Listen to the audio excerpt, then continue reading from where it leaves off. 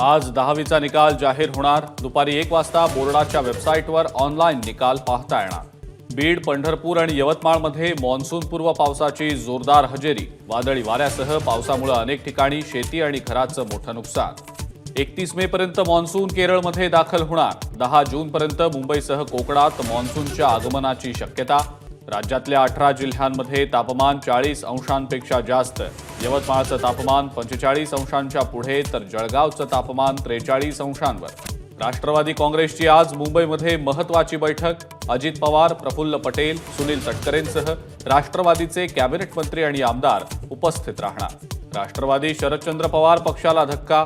Youth फ्रंटचे माजी संयोजक धीरज शर्मा आज अजित पवारांच्या राष्ट्रवादीमध्ये सहभागी होणार। काँग्रेस अध्यक्ष मल्लिकार्जुन खरगेंनी 1 जूनला बोलावली इंडिया आघाडीची बैठक। निवडणुकांचा आढावा आणि पुढच्या रणनीतीवर होणार चर्चा।